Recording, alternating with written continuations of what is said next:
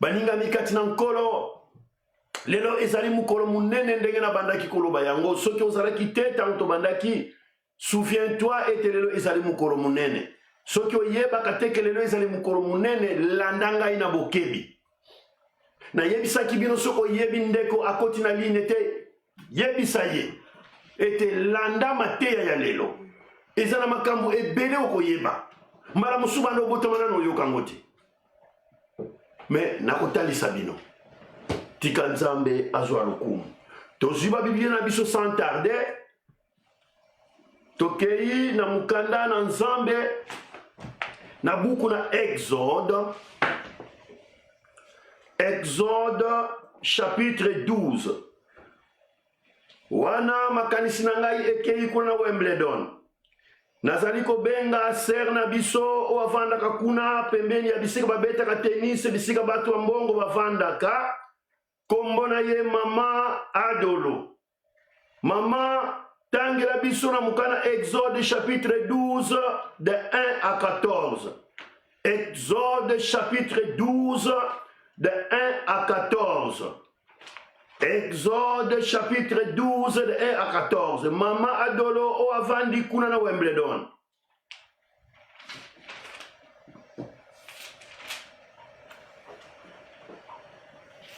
Totali mokana na Exode chapitre 12 verset 1 à 14. Merci. Totali na kombo na Yesu. Na Egypte, Yahweh alobi boye na Moïse pe Aaron. Sanza oyo ekozala po na bino sanza ya liboso ekozala ebandeli ya mbula. Boloba na lisanga mobimba ya Israeli boye. Mokolo ya zomi ya sanza oyo. Na libota moko moko na ndako moko moko. Baluka mwana meme moko to mwana taba. Soki na libota moko bato baleki moke po basilisa nyama mobimba basangana na libota ya pembeni pona kokokisa talo ya bato. Bokopona nyama oyo ekokaka po ete bato nyonso balia. Nyama yango esengeli kozala ya mobali ya mbula moko oyo ebeba ata esika moko te.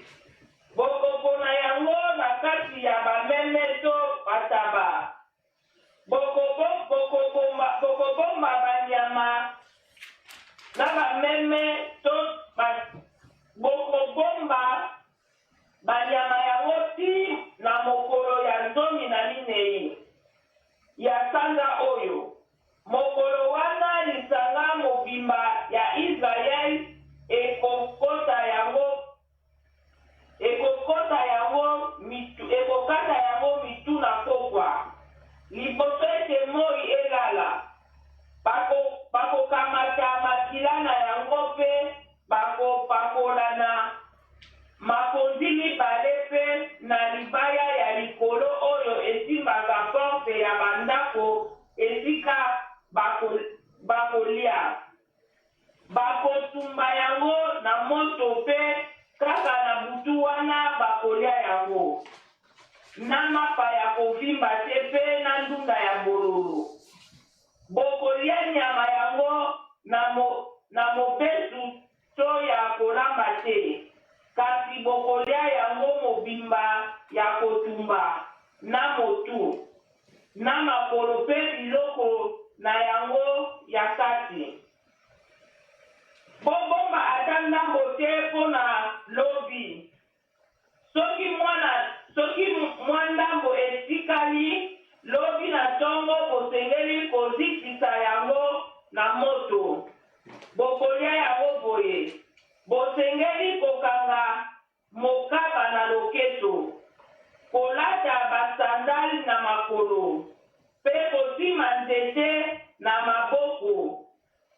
Makolo. Pe kosima nzete na maboko. Bokolia yango mbangu wana ekozala feti na bino ya koleka pona kokumisa ngai Yawe.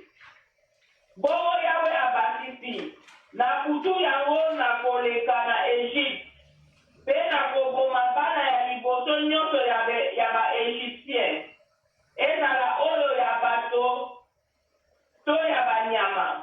Ngai Yawe na kopesa banzambe nyonso ya Egypte etumbu. Makila oyo bokopakola na bandako esika bosangani ekozala elembo oyo ekolakisa bandako na bino. Tango nakomona makila nakoleka nakosala bino eloko te. Boye liwa ekozwa bino te. Tango nakopesa mboka ya Egypte etumbu mbula na mbula bokobanda kokanisa mokolo wana. Bokobanda kosala feti mpona kokumisa ngai Yawe. Ekozala mobeko ya seko mpona bino na bana na bino. Amen. Amen. Ekozala feti Bible elobi ya tangu nyonso bino na bana na bino. Tika Nzambe azwa lukumu. Mama kotika nanu te po tokangisa mbala moko. Kende lisusu otangela biso na 1 Corinthiens chapitre 4 de 7 à 8. Tokei na 1 Corinthiens chapitre 4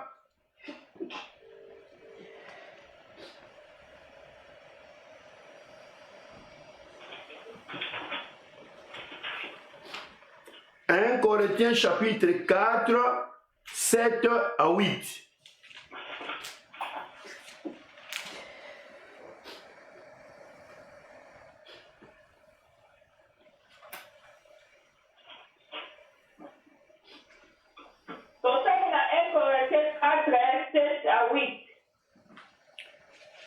Attends un moment. 1 Corinthiens 5, je crois. 1 Corinthiens 5. 1 Corinthiens 5, 7 à 8, pardon. 1 Corinthiens 5, verset 7 à 8. Merci. Bible biboye. Tina ya kosal. Boyebi te bayuda na feti ya koleka babwakaka kiti nyonso ya kala. Pe baliaka mapa ya sika oyo batia kiti te. Bino pe bosalaka ndenge wana po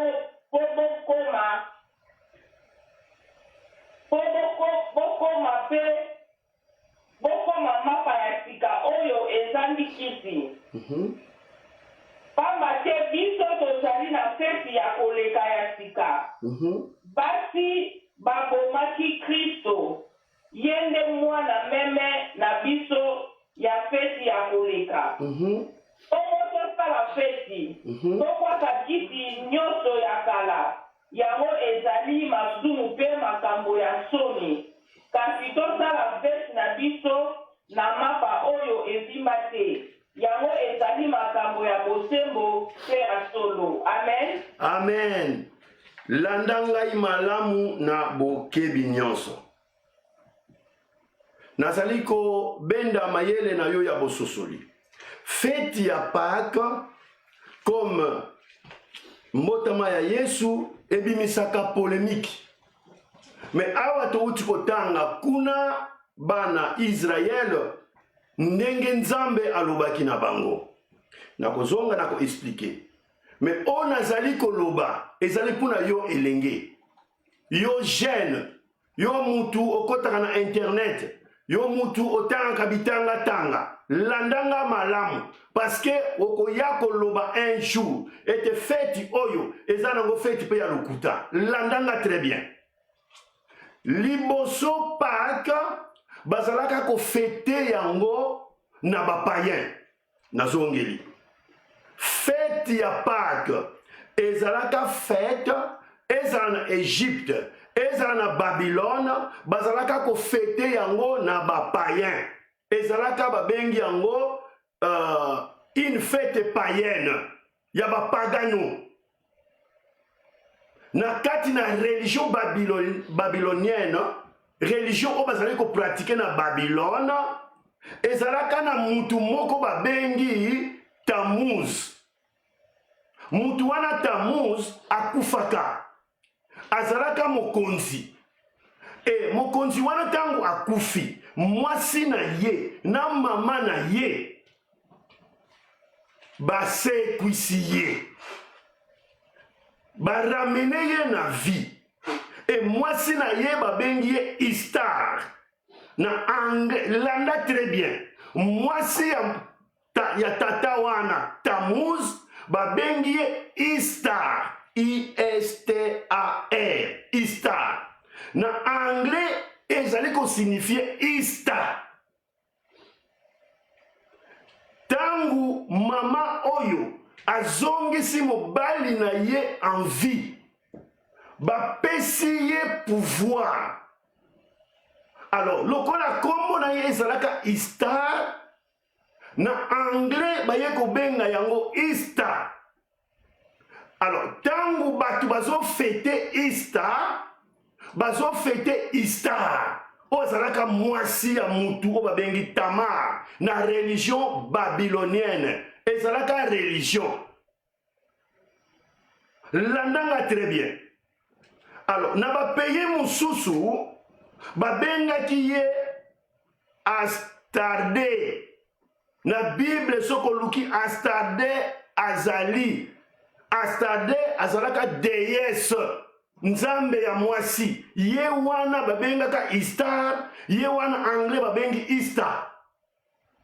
Na bamboka mususu babengi ye Adonis, reine ya likolo. Parce que kaka mutu ya likolo mutu akopesa mutu vie. Et lokola Istar wana azongisa mobali na ye en vie, baye komona ete Istar aza capable apesa mutu vie. Alors, feti wana na religion babylonienne pe na Égypte bazalaka ko fete yango chaque le 21 mars. Chaque le 21 mars, na religion babylonienne, esengeli ba fete Istar, to Istar. Fete na bango, nzambe na bango, ou apesaka vie. Ou apesa vie ya, apesa vie et pas ya Tammuz. Alors, fete wana, bazala ko benga yango lisusu Ostara na allemand. Awa na Angleterre bazobenga yango Istar, na allemand babengi yango Astara. Soki oloki Astara na Allemagne, ezali Istar o bazala ko fete na kala na Babylone. Babengi ye déesse ya fécondité. Na allemand sikoyo, babengi ye teke nzambe apesaka vie na likolo, mais na allemand balobi ete yende mutu apesaka mabota mingi. Alors, tango bazali ko fete yango, oko remarque bako sala bikeko. E na bikeko wana bako mema maki. Tango bako mema maki, bako zwana ba lapin, basali ba nini ya ba lapin, batie pembeni wana. Parce que soki ezana nyama botaka mingi eza lapin. Soki ezana ebo eloko ebotaka kobotaka ezali maki. Liaki ye mutu abotaka soso. Soso ye mutu abotaka ba petit poussin. Donc liaki moko ekoko se multiplier. Yango ba bengi déesse de la fécondité. Mwasi oyo abotaka mingi. Alors, lokola Istar wana azalaka mwasi, mobali na ye pe ba bengi ye Tammuz, akomi pe nzambe. Donc mwasi na mobali bazalaka lokola banzambe na kati na Babylone. Siko landanga très bien. Na l'an 306 avant Yesu aya, l'an 306 ezalaka na empereur moko babengi empereur Constantin. Empereur Constantin aye ko se convertir parce que bango nyonso na kati na poto bazalaka ko fete nzambe wana o babengi Istar, nzambe oyo ya likolo o apesa vie na Tammuz, nzambe oyo ya ba allemand oyo babengaki Astara. Et Astara moi si ye moko wana mais bango ba changer kaka kombo Dieu y a fécondité sikoyo empereur Constantin na l'an 3 aye ko se convertir na christianisme tango a se convertir c'est-à-dire abongwani empereur azalaka lokola tozwa reine d'Angleterre azala lotomo si mboka mobimba et na tango wana empereur Constantin azala coiffé Rome azali ko coiffé soko tali bien na Europe et religion ezali ko dominer mingi c'est les chrétiens c'est la religion catholique yango nde panzana tina Afrique et tango aye ko se convertir lokola awuta na religion ya Istar pe na religion ya Ostara ou ya ba allemand na ya na Astar na Ostara a même certaines pratiques c'est-à-dire babiloko mususu bazali ko salela kuna a même yango malgré alongwe na religion wana parce que azwaka vision tango azwi vision baye ko yebisa ye na vision ke longwa wana eza biloko mabe mais tellement awumela na eloko wana azali ko continuer ko sala makambo wana alors tango basali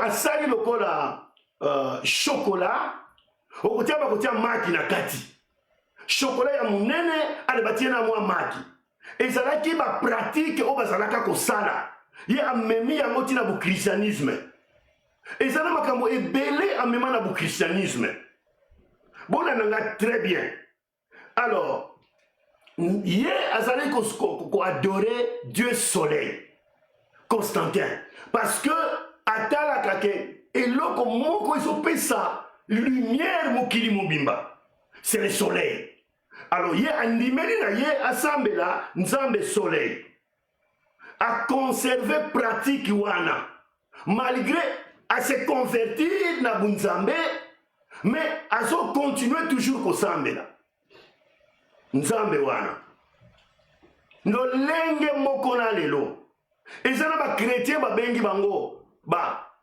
chrétien ba se convertir mais ceux qui otali bakendiki pa mamandona ti baza comparable na Constantin makambo asala c'est-à-dire ondimi kobongwana mais soki pasi eye oke kokutana na mandona ondimi kobongwana ozosalela Yesu mais soki mutu moko ayebisi yo ete tokende tata moko azoprophétiser mutu wana bapratike wana ya kobimisila bino makambo oyo ezali ke esi eleka nango olia aloba no makambo ezoya ye azolakisa yo makambo ya kala ezali nde badivin basolonko babengaka bango bato balobaka makambo wana bayebaka makambo eleka parce que akobelela bato bakufa bayebisi ye makambo na yo ale abandi koyebisa yo makambo wana esi eleka eza bapratike ya kala sikoyo landanga malamu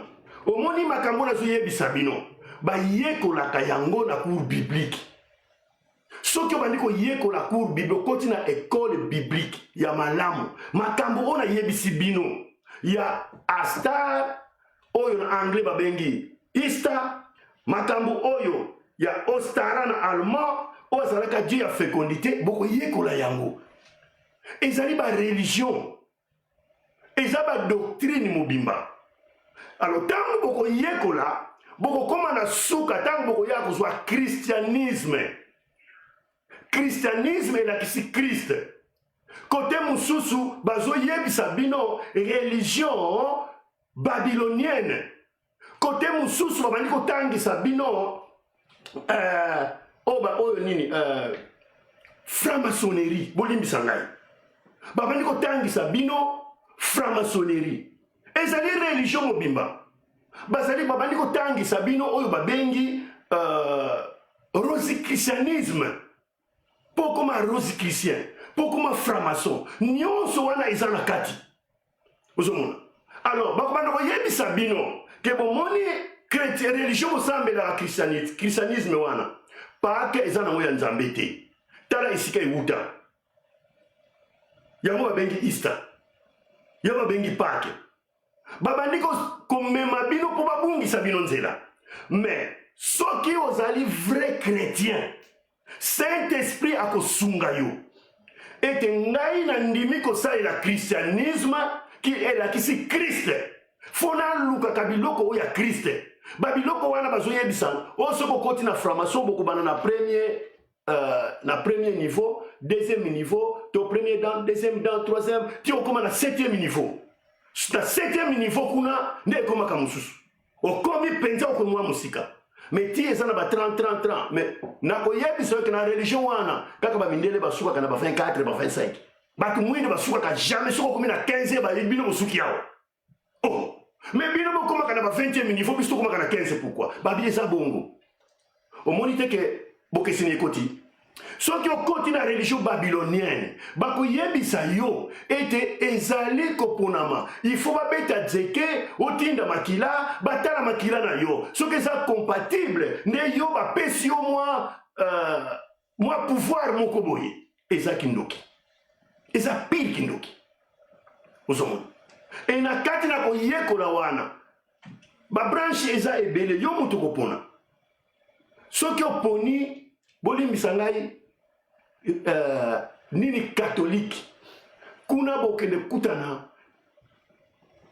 na ba Sainte Vierge omana koyekola Sainte Vierge Marie kuna ba okotso na Saint-Exupéry kuna bakuti lo médaille moko boye tango bozokende soki accident esalami yo okobima avant batu kuna bake kokufa.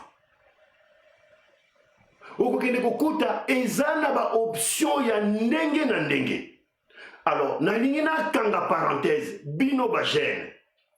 Mutu moko akosa yote. Soki mutu ayeko yebisa yo ke Easter ezana mo fête ya mabe. Yebaka yango ke mutu wana si atangi makambo wana. To asa en contact na batu oyo bazobungisa batu. Easter ezali une grande fête religieuse. Beaucoup ça amène à bien. Easter, to Pâques, ezali fête munene pour na biso ba chrétien. Ndeko na ngai, tangu bokoti na école biblique. École biblique a pamba te, nazolo be la théologie. Parce que théologie est comme une philosophie. Et nyonso bozomona c'est une philosophie. Philosophie, c'est-à-dire, mayele oyo eleki, obandiko kanisa au-delà. Et, mutu akosa yote, christianisme, c'est une philosophie. Et ça dit philosophie à Christ. Yango mutu, même soki ayebaki kotanga te, mutu soki ayebaki eloko te, soki penza abongwani, beaucoup mona mutu a changé. Parce que philosophie à Christ est kotikati na ye. Yango to bengi bunzambe. Kaka Yesu Masiya mutu akoko changer bongo ya mutu. Mutu mususu te. Kote mususu tangu kaka bozo banda. Babandi ko yebisa yo ke okozwa pouvoir. Soko zwi soko bandi ko sala ba promotion epa na biso ezaboye. Ba promotion epa na biso ezaboye. Ba promotion epa na biso ezaboye. Mais yeba yango. Na koyiko yebisa bino nyonso te parce que to sa na télévision. Yango iso mema batu ete mobali na mobali baba na kusangana. Ezana kati ya théologie okende kotanga yaya. Mwasi na mwasi bakomi kozwana. Ezana kati ya ba pratique religieuse. Nani boyoka teke basango basali makambo mabe na bana. Nani boyoka ngote?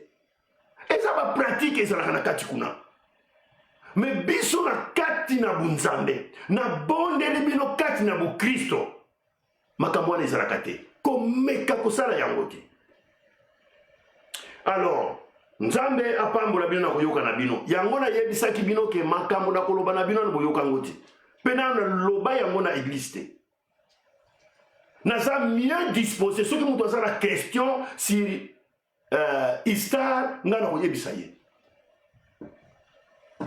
Sir banzambe na bango, Dieu soleil, Dieu de multiplication, na kotalisa ye. Mais ça na tina mon côté. parce que yo a besoin de Christ. Mutu aza kaka na besoin de Christ pour azala sauver. Mutu azali kaka na besoin de Yesu Masia pour vina yeza na garantie. Amen. Toleki na likamwana tozonga na mateya na biso oyo mama atangeli biso mama o avandi kote ya malamu. Bible elobi na biso boye ete Nzambe apesi mobeko nazongi siko tokomi na Exode 12 de 1 à 14 isika mama atangi. Nzambe apesi mobeko na Moïse na Aaron wana bazana kata mboka Egypte. Alobi na bango boye mwa oyo sanza oyo ekozala mwa oyo na kati na entre tongo na pokwa. Bona nanga bien. Alors tango alobi na mwa oyo mwa nini wana bazali kolobela na Bible babengi yango mwa des épis. Mwa des épis. Omoni ba épices oyo botiaka na biloko ya kolia. Babengi yango mwa d'épis. Épi babengi yango EPIS. Mwa d'épis. Yango azo koloba na yeke na mwa oyo na sanza oyo na 14e jour. 14e jour na mwa oyo. Nzambe a précisé na date. Notre Dieu est un Dieu de précision. Alors, moi wana ezali mars na avril. Na katikati wana.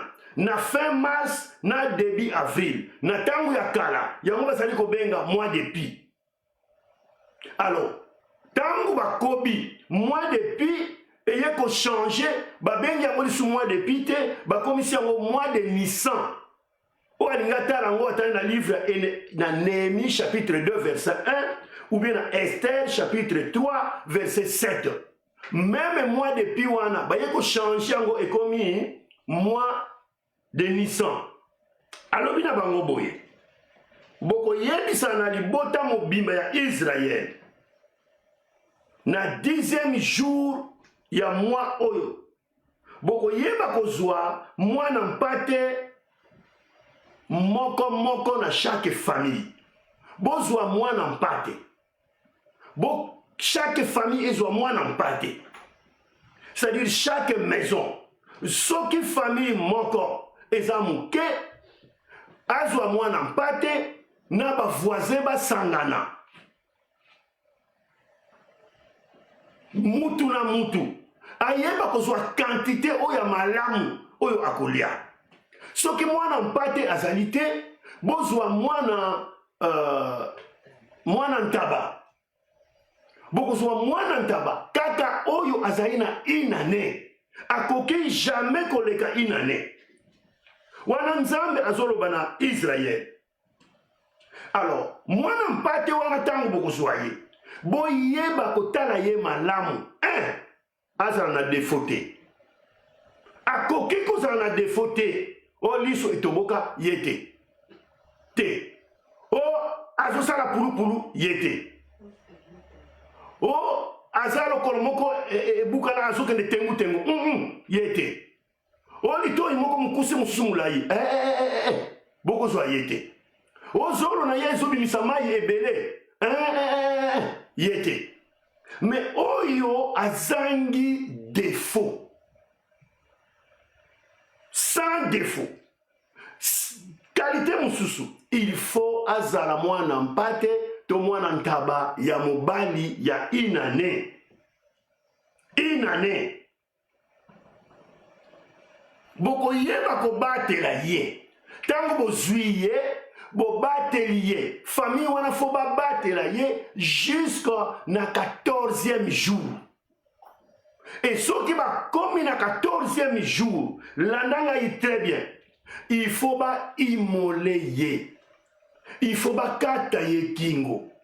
Il faut pas bomaye.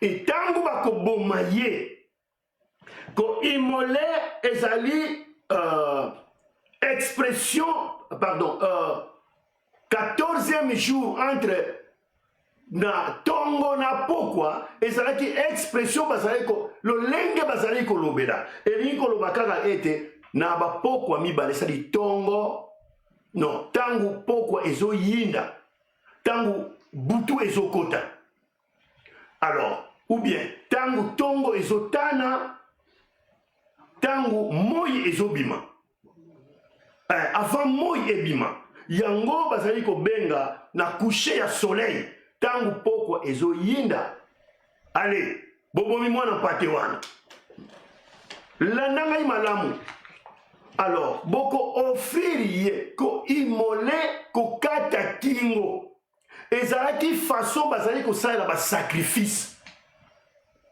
même soki na libota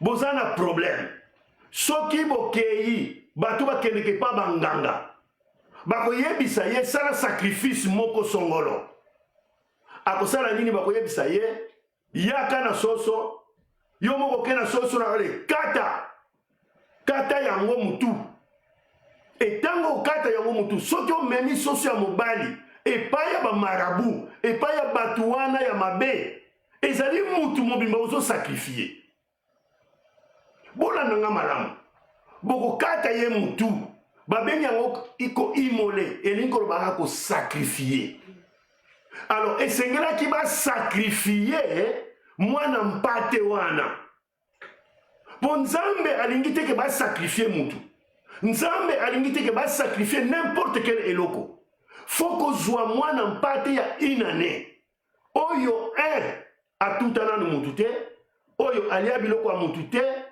mwana mpate ya inane oyo alandaka mama na ye lokola zoba soki mama na atelemi ye mpe atelemi me mwana mpate to mwana meme to mwana ntaba surtout mwana ntaba soki akokisi kaka 2 ans akomi teti akomi kopumbwapumbwa akomi mama aza nanu ame ye ake kolia matiti ya bato ake kolia pondu ya bato mwana ntaba soki akokisi inane mwana meme soki akokisi plus de 2 ans soki akoki mwana mpate to mwana ntaba soki akokisi plus d'inane aleki inane akomaka okokontrole ye lisu te me inane ndenge nzambe abongisa nyama wana aza na se ya lotomo ya mutu oyo azokamba ye alors baningami agneau oyo bazalaki kozwa sans défaut na chaque famille il faut qu'on observe yango très bien avant ya ko immole yango ezala défaut te avant basacrifier yango il faut ezala pur c'est-à-dire agneau wana il faut ezala penza ya solo aza na mabe te eza lokola mosantu oyo asali nano eloko te na verset 7 balobi bokoyeba kozwa makila ya mwana mpate wana bokoyeba kopakula yango non qu'est-ce que je dis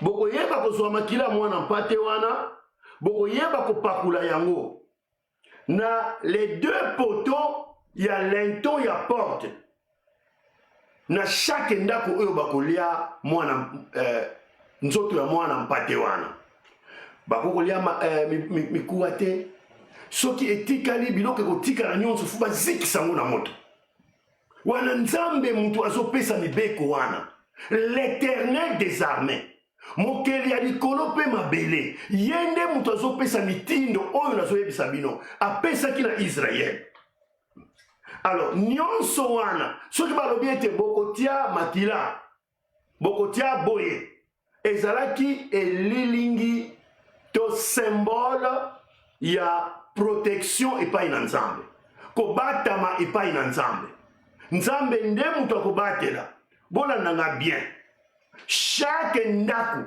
bokozwa makila wana boko aplike yango na les 2 poteaux ya ndaku ezalaki kolakisa ete lobiko chaque papa landanga bien chaque papa chaque maman esengeli aveiller sur lobiko na ndako na ye okotia yo moko kotia makila wana sadi tango zotia nzamba na esprit ya nzamba zoyebisa yo veille sur bana na yo ngai na kobatela yo mais yo veille sur bango mutu azana responsabilité munene survie ya bana na ye ndeko na ngai yango mingi bazali kosala erreur tango andimeli pasteur nzamba zo utiliser ye na onction ale mwasi to papa wana akomi kotika bana na ye akomi komipesa epai ya pasteur mwasi wana atiki famille na ye atiki mobali na ye amipesi epai ya pasteur ti okomona mpe akei kosala na bétise oyo tokokoloba na télévision te oza na responsabilité Israël a une responsabilité ya veiller sur mabota na bango parce que Nzambe azo batela ye wana mutu azo yebisa bango ezali Aaron na Moïse na Aaron c'est-à-dire mutu na mutu esengeli a veiller sur le salut personnel de sa maison. Chaque parent doit chercher le salut de sa famille. Chacun devait s'approcher du salut par la foi. Moko na moko. Tango azotia yango. Ndeko na ngai. Eloko esalami nanu te. Me kaka baye ko yebisa bango. Ete bokozwa mwana mpate. Bokosala boye. Bayebisi bango tina te. Bango bayoki. Bakei kosala. Kondima na bango. Na makambo bayebisaki bango. Yango babengi foi en Dieu. L'ananga très bien. Maloba pasteur Jacques azo yebisa yo. Yo ki yango. Okei kosalela yango. Yaba bengi foi epai na Nzambe. Moïse azalaki mutu lokola ngai na pasteur na ancien Claude Toté ya Kabino. Bazalaki batu lokola biso. Metango bateyaki batu bayokaki pe batu bapambolamaki. Bible elobi boye. Ils ne savaient pas pourquoi, mais ils ont entendu leur leader. Ba yeba kite tina nini. Ba so tie na makila wana. Parce que wana nzamba yebisi bango te na ko boma boye boye. Na ko te nzamba yebisa ki bango na te. Kaka tango ba yoki ba leader na bango, Moïse na Aaron, bango ba keko appliquer yango. Libota izalaki muke, ba sangani na ba voisin. Abengi ba voisin bino to sangana. To lia elongo, to fêter ensemble. Et ça la fête ndeko na ngai. Tango bazo lia yango bazaka ko telema na banzete bazo sepela. Hein? Bazo sepela. Et ça la fête ya Nzambe. Nzambe nde mutu ayeko sala makambo oyo. Pourquoi ndeko? Nzambe azwaka toujours mutu esika ya potopoto. Lobananga amen. Mutu moko te ayana bunzambe ete ngana zana nga peto na zoya epai na yo. Non. Biso nyonso to uta na potopoto. E Nzambe kaka na makambu oyo ya ki ista wana bazali kusala. Nzambe pe aye kokota na ki ista wana. Aye kokota na ki pake wana. Po ayeba ko bimisa ngai na yo. Akufela biso. Mukula ista. Na biso mo kompranga. Busoto oyo osalaka kaka na busoto wana Nzambe ako transforme yango bunzambe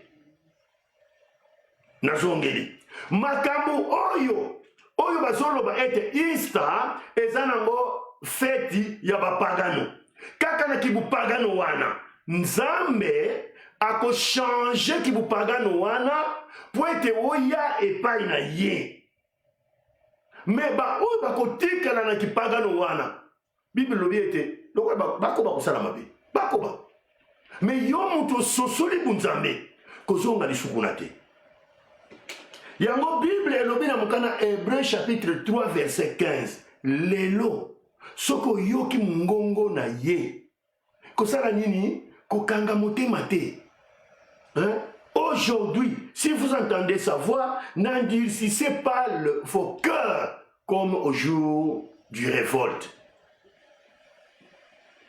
Alors, na 8, et si comme maman atangaki, Bible obi, na butu wana, bakoye bakolia mwana mpate. mwana mpate wana bakolia ye ndenge nini esengeli bakata ye ba imole ye et puis batumba ye babengi rôti au feu kotumba wana moto landanga très bien elakisi nini ezali pasi ya Yesu Masiya o amonaki yango esengeli mwana mpate wana batumba ye pe ezali balobi ete feu kombo moto wana osomona ezali bateme ya moto oyo Yesu Masiya asibisaki. Le Seigneur a subi un baptême de feu. Li batisimu ya moto esengeli moto ekita nguya ezalaka moto ndeko na ngai nguya ezalaka puissance koro Yesu Masiya puissance ekitelaki ye. Le baptême de feu est vrai. Eza ya solo yango bazalaka kotumba mwana mpate wana babakisi boye on mangera avec du pain sans levain et de l'herbe amère bakolia yango nalipa o ezangi levire nalipa o ezangi likambo ya mabe parce que levire evimbisaka levire ezali eloko oyo echangeaka lipa echangeaka lipa mais bino bokolia yango lipa ya pamba bokokotia levire te lolenge ezaleli pain sans levire eza eloko oyo ya solo babengi yango pureté quelque chose eloko ezali pur oyo ezali saint yango lipa babengaka yango Yesu. Jésus est le pain de vie. Parce que eza ya solo. Eloko epesaka bomoi. Ezali bile yo epesaka bomoi. Balobi ete de l'herbe amère. Matiti oya bololo. Omoni na biloko mususu ba mama balambaka. Omona balobi oh non, zwa mwa citron tia po mwanga esila. Na matiti mususu balobaka no tia mwa eloko bololo. Po eboma eloko songolo ezana kata nyama wana ezana batu baliaka omoni ba ver de terre na ibite na lingala so michopo o etambulaka na samba bele omona basangisi yango ebele ale basali nini ba tie yango na nzuna sani moko boy bakozwa mbuma moko ezalaka na zamba ezalaka bololo bakonika yango bakotia yango na mai après basopi mai wana na michopo bazobalula okomona muchopo aliaka mabele ndeko michopo ekoya likolo mabele ekiti na se ale balongoli michopo nyonso wana batia yango na nzungu basokoli nde bakalingi donc eloko ya bololo Pona bunzambe, ezali, c'est la souffrance de la servitude. Pasi oyo, mutu oyo azali na masumu, azali komona. Pasi oyo, ba oyo nyonso muningami, bazali na masumu ba monaka. Pona ko yebisa yo, ete lisumu ezalaka na servitude na buumbu moko ya kosakana te. Tozo yokango, nakoki kokenda bino musika te. Bomonaka makambo toyokaka ono musicien kingandi asalaka makambo boye mususu atambulaka na mutu akufa na voiture na ye mususu aliaka salete mais ça que servitude parce que diable a imposé ye ki servitude mususu ki buumbu mususu mutu wana to soki okoti na makambo wana chaque année faut bomaka mutu siko babomaka lisusu bana na bango te landanga malamu ezali demo ye moko akotaka kati na mutu wana abandi kobota bana ebele e bana wana ndeko soko tuni ye ke oyo mwana na yo akobiso te oyo ngai te oyo mwana na ngai te mais ayebi ke ye mutu atia mukumba wana. Faisons très attention. Tout ça, très attention, baningani. Diable a existé. Et ce qui ont landi, à part christianisme, oyo ezalaka na sacrifice humaine te, oyo ezalaka na sacrifice ya mabe te. Baoption nyonso soki okei kosala théologie, soki bokei ale bokabwani ngai na kosala na ngai nini Marianne religion Marianne, c'est-à-dire Sainte Vierge Marie, bolimbisa kuna ntango okende okutana na Saint-Exupéry akosenga yo makila abitala awa basalaka boyeboye, soki olingi operse, soki olingi okutana na pape tala okokota boye, soki olingi obana kokutana na baroi tala okosala boye, soki olingi ozalaka na bakamarade ya bajoueur eza je moke tala kota boye, sala boye, beta priere boye. Mais il faut sacrifier. Mais christianisme on a sauté ya bino ezana biloko wana te, ezana biloko wana te. Soki omoni mutu azosala bapratique wana azali kosangisa, azozwa makambo wana azana akota na secte moko boye, et puis azala kopratike yango na église, enzambe na mawa na ye azopesa mutei wana vi po abongwana, nzambe azotikela ye asala na ye. Mais un jour, amina ko sala réclamer à moi qui a bon la motema.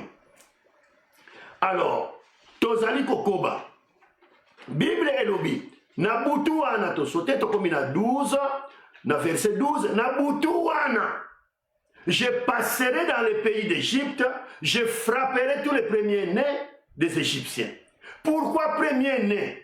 Bona nanga malamu lisusu na kati na religion babylonienne oyo Istar azalaka mokonzi to nzambe na bango, mwana ya liboso azalaka considéré comme remplaçant ya papa. Si nakata ndaku na yo soki oboti kaka mwana liboso ya mobali ye mutu akoremplacer papa, c'est-à-dire soki aza roi akokoma roi. Et na kata roi wana pe soki roi wana bazali ko considéré comme nzambe ye pa komi lokola nzambe wana na kata Babylone azali ko incarner pouvoir ya famille. Boko remarquer même na ba famille ebele africaine ete mwana liboso babengaka likunzi ya famille, soki aza mwana mobali babenge likunzi ya famille balatisi ye kibokonzi ya famille. Biloko wana ezali bapratique oyo ezalaka babylonienne. Bokopesa mutu considération parce que aza yaya na bino, mais okoki kobanda komona ye te akomi nzambe. Naleki bato mingi bakoya koloba okoti na makambo mosusu na kati ya Egypte. Sikoyo tozongi na Egypte esika tukotanga liwa ya mwana ya liboso na kati ya famille na kati na Egypte, pe liwa ya nyama ya liboso abotama na kati na famille ezalaki ko incarner délivrance païenne,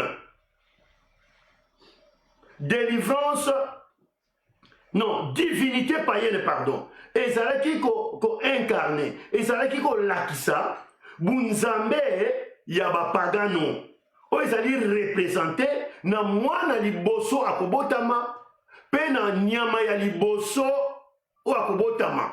Donc tango sombi ngombe mwana liboso ngombe wana akobota azali lokola divinité na yo, nzambe na yo. Bana akobota boko kolia, bana akobota boko koteka, mais ye atika libongo, atika nzambe na bino. Yango boko remarquer na bamboka mususu ebike ngombe asaraka nzambe, ngombe baliaka yete tala nyama munene soki ba même ye na Kongo ndenge bako papa ye bako wela ye, mais na bamboka mususu baliaka ngombe te, azali lokola nzambe. Ezali ba pratique babylonienne to babylonien. Alors nzambe alingaki alakisa nini koboma mwana liboso ya na chaque famille pe koboma nyama ya liboso? Nzambe alingaki alakisa que les hommes et les animaux étaient incapables de les protéger. Est-ce que vous comprenez bien?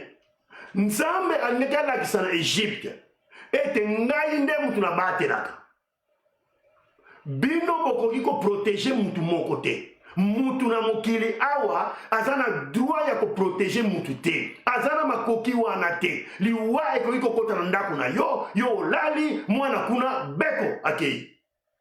Mais heureusement tozana nzamba malamu ako permettre yango te. Landanga très bien.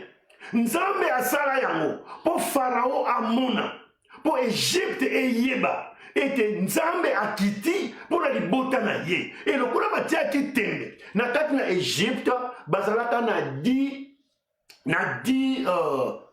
Dieu do banzambe 10 o bazalaka très considéré na ko citer ya bino awate. So bolingi un jour na kote ya bino yango. Di nzambe o na kati na Egypte bazalaka ko adorer, bazalaka 10 Dieu. Et ce qui ont tali nzambe, tango bandi ko beta, balobi les 10 fléaux qui frappa l'Égypte. Donc chaque nzambe a beta bango. Ba nazongeli, na kati na Égypte, bazalaka na nzambe 10 boye. Bazalaka ko considérer. C'est ce que sambili nzambo yote, ako sambila na ye oyo. Ce que sambili nzambo yote, ako sambila oyo. Ce que sambila yote, donc basalaka 10, momboka mobimba. Tala banzambe ebele. Les 10 basalaka, mais 10 plus basalaka considéré. Et nzambe tango abandi ko lakisa makasi na ye. Pona ko lakisa na Égypte, pona ko lakisa Pharaon, ete ozana droit de survie ya mutu. Pona ko lakisa Pharaon, ete yote mutu batelaka, yote mutu kelaka mutu. Nzambe a frappé bikeko wana o basalaka bondela wana. Les 10, les 10 fléaux qui frappa les Égyptiens. Toleki. Alors, Nzambe alakisi bokasi na ye, que Moutouaza incapable de protéger, car Dieu reste Dieu. Alléluia. Nzambe akotika na Nzambe. Tango abeti bango, bilelo ekoti. Bana o atiela ki mitemo bazali ko considérer ko ba remplaçant na bango. Banyamo bazali ko considérer ko ba nzambe na bango. Bango tu ba kufi. Mais là nanga très bien. Mais na bandaku ya Israël, na bandaku ya ba Hébreu, oyo ba pakula makila. Na cadrement ya ba porte. Pe na ba linton. Kaka nzambe nde mutu akoki kobatela. Signification ya kotia makila elingi koloba ete kaka yo mutu okoki kobatela. Il n'y a que Dieu qui peut te protéger. Il n'y a que l'Éternel kolo na likolo kaka akoko batela ndako na yo mama. Il n'y a que nzambe na likolo akoko batela bana na yo ndeko na ngai. Alléluia. Et ange exterminateur babengi ye ange oyo ayako silisa likambo po asukisa yo. Yango na kosenga yo bolimi sikotinda kateke na tindi ange exterminateur okende ko papolela ngande ko boyi. Po nzamba ko yoka etango ke ya papoli pe mutu wana akufi. Ange exterminateur azali ange oyo nzambe akomandaka pona kosilisa likambo. Et atinga ye na Egypte tomona pe totanga. Alors, Bible a quelque chose qui s'en a 14. L'anda très bien balobi. Cette fête vous devez la fêter et doit rester perpétuelle. Fête ya Pâques. Et sengribo fête kayango. Et sengribo sepela kanayango. Pe kotika la libela. C'est l'ingandenge na zolo baboye. Bana nanga bazo yoka. Bango pe bako yebisa yango bana ya bana na bango. Tango bakobota na moko koko na bango na kozala na bana ko yebisaka bango ete Pâques ezali fête ya nzambe kokota na biloko lokola batamulute kokota ka jamais likolo na ba religion babylonienne. Parce que religion babylonienne, philosophie babylonienne ezali philosophie païenne. Et bundisaka religion ya solo ya nzambe ba religion nyonso ndeko na ngai et bundisaka christianisme ce boye bien wote ba religion tout et bundisaka christianisme ya solo soko ozali kotambola na nzela ya solo ndeko na nga bitumba oyo yokozwa nano monango te bitumba oyo kozwa yo komona yo mona nte ozomona ba oyo nyonso batambola na nzela ya solo azalaki na bisika ya mabe soki alongwe babundisaka ye boyebi yango te baningami. Alors longwa na biloko wana o bazoyebisaka yo ke non religion ke Pâques eza nango fête ya pamba eza fête ya biso ba chrétien te bima na makambo wana. Sikoyo landa ngai très bien. Nzambe atindi, le Seigneur Jésus a célébré la Pâque avec ses 12 disciples le dernier soir de sa vie terrestre. Luc chapitre 22, 7 à 13. Nkolo Yesu na biso a fêtaki pe Pâque. Pâque ya suka oyo a fêta. Na ba 12 apôtres na ye. Bango nyonso bavandi. alobi me tokolia Pâques wapi tokofete kolia c'est ko fêter tokende ko parce que na fête baliaka na mona fête yo bazolia te oto ye fête metolete batu bakosilika te bomona kana kena fête moko boye kolimbisa ndeko moko abalisa ro batu baya mo retard biloko isili batu batomboki ya on dirait fête na bango mais boye retard pour nani fête nyonso esengeli batu balia fête nyonso esengeli batu bamela yango Bible elobi boko fêter so balobi to ko fêter il faut biloko elia tant na 5 anniversaire awa biloko tala biloko ezalaki ebele bashi ezalaki ebele batu bameli batu bameli tibale batondi fête nyonso faut ko fêter alors Yesu Masia alobi ete to ko fêter wapi bayiko batuniye alobi bokende na ndaku boye boyebisa tata kolo ndaku wana ete apesa biso bisika toko fetele ba kekuna ba matikuna likolo babandi ko fete bango nyonso. Luc chapitre 22 7 à 13. Alors pona biso tokendeki kotanga na 1 Corinthiens chapitre 5 7 à 8. Tozali kokende muke tolito silisa na biso baningami awa balingi bayebisa biso kaka ete Kristo azali Pâques pona biso. Si Yesu Masia azali feti pona biso. Tango ozobondela lobaka ete merci Yesu Masia po azali feti pona nga. Soko lobi yango na losambo bato ba comprendre yo te. Mais ba oyo bayebi révélation bakoloba mwana mwasi oyo ya solo penza ayebi makambo. Yesu Masia azali feti pona biso. Yesu Masia asali nini? Alongoli biso na liwa apesi biso bomoi. Kanga eloko wana. Il nous a fait passer de la mort à la vie. Alongoli biso na liwa apesi biso bomoi. Yamibale alongoli biso na masumu apesi biso liberté.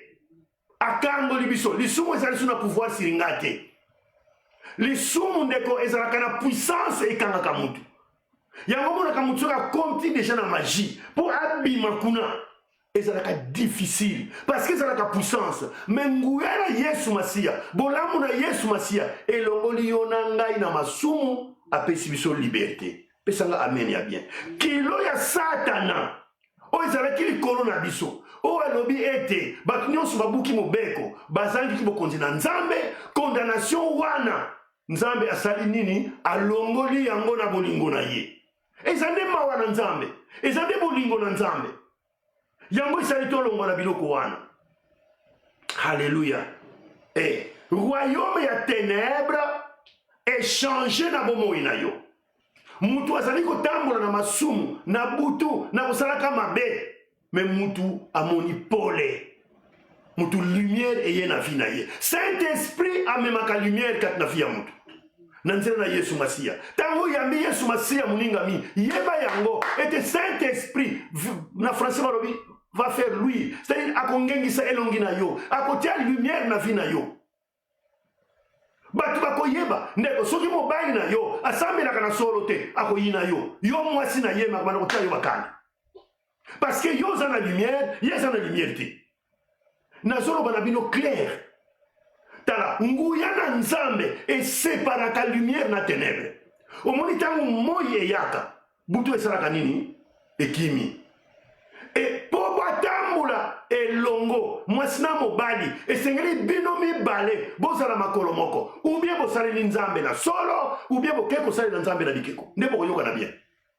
Mais nakoyebisa yo mpona nzambe ya solo Yesu Masiya parce que apesaka vie éternelle mpe vie akopesa yo ekokita tina bana na yo. Soki papa soki mama asambelaka te yo papa osambelaka ndeko koboya mama te me yika mpiko. Soki mama azosambela papa asambelaka te ayebi nanu bunzambe ya solo te kotika ye te bukama bolongo na se ti nzambe akoyoka nzambe achangeka situation pesanga amen na bien. Nzambe ase revelaka mukolo akose revele na mobali na yo na yebisi yo mobali na yo kolela wakolela nanu alela bongo te nanu alela bongo te. Ngolo na nzambe ezali kocouvrir bana na nzambe. Alors Bible lobi Yesu Masiya azali kocouvrir biso na makila na ye. Biso tozalaki condamné tozalaki kati na maboko ya Satana. Mais ngolu na nzambe, alléluia, la grâce de Dieu est venue nous délivrer. Alors Yesu Masiya en quelque sorte c'est la grâce de Dieu. Yesu Masiya aza ngolu pona biso, aza lobiko pona biso, aza malamu pona biso. Alléluia. C'est yango wana na grâce oyo Yesu apesi biso. Na grâce otondimeli nzambe pe atindeli biso Yesu tondimi ye esengeli to célébraka Pâques parce que Yesu aza Pâques pona biso. Bona nanga bien. Agneau o bazalaka ko imole na tangu ya kala. Ezalaka ka image ya Yesu Masiya bosi boyebi yango. Ezalaki elilingi ya Yesu Masiya o ayeko bikisa biso. Poete Yesu Masiya azalaki na défaut te amipesaki muninga mi. Ndeko baluki Yesu Masiya na makambo tango bamemie na Pilate.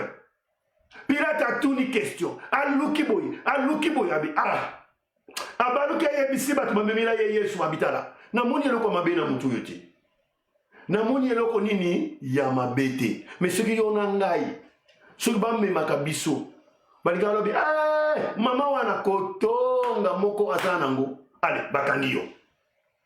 Heureusement kotonga na biso isili na sainteté na poso oyo nzambe amona bino. Bible lobi pona okena kosukisa pendant sa vie terrestre on n'a pas trouvé en lui même un péché. Donc il na kosukisa na 1 Pierre na kotanga mbangu na 1 Pierre kotia suka 1 Pierre chapitre 1 verset 18. Toyebi yango biso banso. Toke na 1 Pierre chapitre 1 verset 18. 1 Pierre chapitre 1 verset 18. 1 Pierre chapitre 1 verset 18. Natangi na kombo na Yesu. 1 Pierre chapitre 1 verset 18. Vous savez que ce n'est pas par des choses périssables, l'argent ou l'or, que vous avez été rachetés des vaines manières de vivre que vous avez hérité de vos parents, mais par le sang précieux de Jésus, comme d'un agneau sans défaut et sans tache. Puis ça amène à bien. To sukisi mateya awa, landanga malamu. Awa balobi ezali na biloko pamba te. Eza na mbongo te, eza na wolo te, eza na palata te, ke ngai na yo to sombami. Me to sombami na makila na Yesu. Hallelujah. Esengelaki mutu moko boye, alata nzoto, aya kokufela biso. Po ngai na yo to somba mana kanda oyo nzamba zalaki nango. Na mukongo oyo nzamba pesa biso. Metango Yesu alati nzoto, andimi koya na mokili. Ndeko na ngai, kanda na nzambe ikiti. Yango Yesu babengaka ye mokiti sikanda na nzambe na bomoi na ngai. Hallelujah. Na sina yoka mutu azosambela. abinkolo yonde Yesu Masia yonde mukitisikana na nzambe na bomoi na ngai na bana na ngai na libota na ngai kanda na nzambe elongwa kolo so alukumu kanda na nzambe elongwa na nzela na Yesu Masia et nyonso wana alobi ete vous avez été rachetés to so omoni ko rachat ezali eloko oyo basi bateka kala me nzambe atindi Yesu mpo ya kosomba yo lisusu yo mutu bateka baye koteka yo ale batekudili yo lisusu koteka na kokula na Congo bateki yo ale bakuli yo c'est-à-dire barécupérer yo lisusu donc Yesu aye ko récupérer biso na maboko ya Satana yango mutu oyo amikotisa na makambo ya busatana mutu oyo atondisa ba doctrine ya mabe oyo azorenye christianisme azali koboya christianisme ndeko mpona kozongisa ye na nzela nzambe ayoka mawa sino mutu wana bokoperdre ye eza facilité mais oyo nzambe alinga perdre mutu moko te alleluya mposa na nzambe ete biso nyonso tozala sauve alobi na 19, mais par le sang précieux de Christ, comme d'un agneau, na makila na Yesu Masia, makila oyo ezali lokola makila ya mwana mpate oyo nzambe aloba na Israel ete bozwa mwana mobali oyo azangi lisumu mwana mobali oyo azangi defo oyo azangi mabe oyo makolo ebukana te oyo azana pulupulu te oyo miso etoboka te oyo litoi moko mokuse musumulai me oyo azali malamu ye wana nde makila ya mwana mpate wana ezali lokola Yesu Masia po ete makila ya mwana mpate wana tangu mwanzo na kanda ayaka koboma na Israel makila wana ebatelaki haleluya tika Yesu Masia abana kobatela ndako na yo na butu ya lelo tika makila Yesu Masia ndeko na ngai ezala aplike na ndako na yo ete obatama parce que Yesu Masia akufi pamba te asekwi pamba te Yesu Masia asopi makila na ye Israel mboka mobimba eleli mais nazali ko déclarer na journée ya lelo ete yo kotikala kolela te na kombo na Yesu. Tu ne verras jamais la mort de tes enfants au nom de Jésus. Et combien te biso komi ko kunda bana e uti wapi yango en tant que serviteur de Dieu nazali ko telemela ete okokufa te oko vivre oko rencontrer mulele na nzambe mama sala na nzambe na solo nzamba komimonisa na vie na yo. Bibelo bien te je ne mourrai point je vivrai na kukufa te na kozala bomoi mpona kotatula monene na nzambe ser na ngai tatula monene na nzambe telema kende ko évangéliser nzambe akosala na yo elongo halleluya halleluya Bible elobi na 19 mais par le sang précieux de Jésus comme d'un agneau sans tache makila elobaka tika makila na Yesu Masia ebanda koloba banda lelo na ndako na yo bademoni salibota na yo bakokoka yo lisusu te bademoni osika ozovanda ndeko chaque quartier ezalaka na bademoni yango soki boyebaka te mais nazali kodéclarer en tant que serviteur de Dieu ete bademoni nyonso oyo baza na quartier na yo bakolongaka yo jamais au nom de Jésus au nom de Jésus. Bible beti makila wana ekozala elembo tika elembo ya Yesu Masia ezala na vie na yo na kombo na Yesu recevez la vie bozwa bomoi baningami tozwa bomoi baningami tika na kata Christ vainqueur oyo akomi pesa na kombo na Yesu makila na Yesu na ngai ezala elembo na vie na ye ezala elembo na bana na ye ezala elembo ya bakoko na ye oyo akosimba ye loboko na ekokoma te nzambe akosala miracle akomona nguya na nzambe na kombo na Yesu na kombo na Yesu. Seigneur merci parce que tu es digne. Seigneur merci parce que ta parole est certaine. Nalakisi bana na yo nkolo na ngai bunzambe pelika mona pak tika ba oyo nyonso bazali na ligne nkolo na ngai bapambolama tika ba oyo nyonso bazali na ligne nkolo na ngai bazala racheté na makila na Yesu bango bana ya bana na bango nkolo na ngai merci parce que opesi biso nkolo na ngai pouvoir ya nkoma bana na nzambe na kombo na Yesu nde tolobi amen. Nzambe